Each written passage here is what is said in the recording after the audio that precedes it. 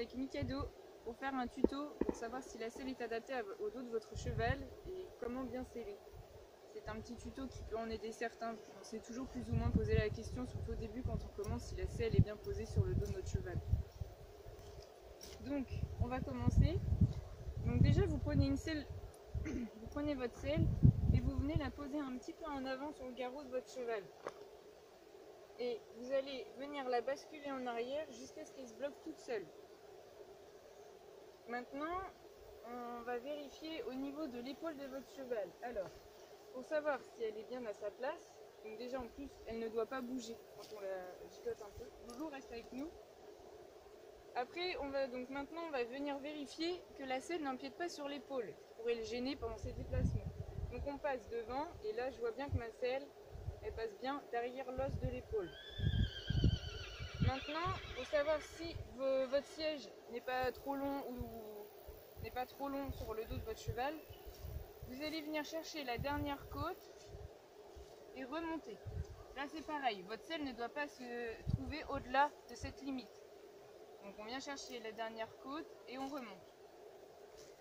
Maintenant, au niveau du garrot, vous devez pouvoir mettre entre le pommeau et le garrot de votre cheval 3 doigts minimum. Au niveau de la gouttière, c'est pareil. Normalement, on peut passer notre main et si tout va bien, vous pouvez même regarder. Normalement, il n'y a rien qui se pose sur la colonne vertébrale et les matelassures viennent bien se poser à côté de la colonne vertébrale. Donc maintenant, tout est ok. Maintenant, je viens soulever le quartier pour vérifier les sanglots qui doivent descendre perpendiculairement au sol. Voilà. Donc maintenant, je vais prendre la sangle. Donc avec votre sangle, on prépare notre cheval à gauche. Donc la partie, si vous avez une sangle à élastique, les élastiques doivent se trouver à gauche. Donc en premier lieu, on va accrocher la sangle à droite, avec la partie qui n'a pas les élastiques. Voilà. Donc une fois que vous avez exsanglé votre cheval, vous venez passer votre main derrière son coude et la sangle. Vous devez pouvoir mettre au moins une main. Donc là, la sangle elle a tendance à basculer un petit peu vers là-haut. Mais tu es très gros. Oui.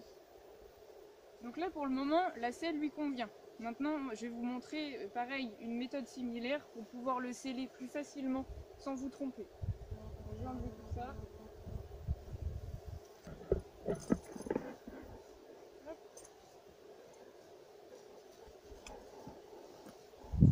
Donc, vu que la selle va à mon poney, j'ai pas besoin de rajouter un artifice. Ou alors sous réserve que l'ostéopathe me l'aurait dit. Donc je viens pareil. Je pose mon tapis en premier. Un petit peu sur le garrot, on va refaire comme tout à l'heure. Je pose pareil ma selle en avant. Et là maintenant, que j'ai bien posé tout ça en avant, je viens dégarrotter. Je fais ça au niveau du garrot ou à l'arrière. Et là je prends tout et c'est comme ça que je fais basculer ma selle jusqu'à ce qu'elle se bloque toute seule. Je vérifie que rien ne bouge. Voilà. Donc là on peut sceller. La selle est à sa place.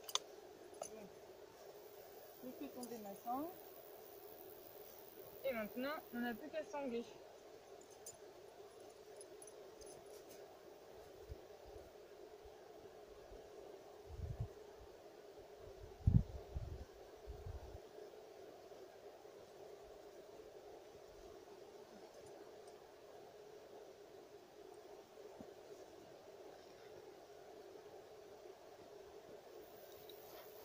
Donc là c'est pareil, je vérifie bien que ma main puisse se passer entre la sangle et le coude. Donc là c'est pareil, il a toujours tendance à venir un petit peu en avant. Ça il faudrait que je change ça. Et sinon c'est pareil, même avec le tapis, vous pouvez toujours venir vérifier quand même que la selle n'est toujours pas trop en avant en passant votre main pour voir si ça passe, si le quartier n'empiète pas sur l'épaule. Donc là pour lui c'est bon. Donc maintenant c'est tout bon, donc là ça reste perpendiculaire au sol. Votre cheval est prêt, vous pouvez monter dessus. Mais oui. C'est pareil, au niveau des étrivières, de toute façon tout doit tomber, là c'est pareil, on ne met pas sur un terrain super droit, tout doit être vraiment perpendiculaire au sol. Voilà. Parce que c'est pareil, si après vous avez une selle qui aura tendance à reculer, dans ces cas-là, il faudra équiper votre cheval d'un collier de chasse. Si au contraire elle aura tendance à avancer, il faudra l'équiper d'une croupière. Donc voilà. Petite chose que j'allais oublier. Au niveau pour sceller votre cheval. Tous les tapis sont équipés de sanglons. Donc à ne pas oublier de les passer. Ceux-ci servent à garder le tapis sous la selle. Sinon le tapis pourrait très bien s'en aller à un moment donné quand vous montez votre poney. Pour ceux-ci, ils ne servent pas à rien. Alors, bon, certains modèles des fois ont des sanglons un petit peu plus courts. Donc du coup, on vient l'accrocher au premier sanglon de la selle. Relativement tendu des deux côtés. Et c'est ce qui va vous permettre de garder votre tapis dégarrotté jusqu'à la fin de la séance. Voilà, c'est le petit point important à rajouter. Donc moi je vais vous laisser sur ce tuto là et je vous dis à la prochaine pour une prochaine vidéo. Salut!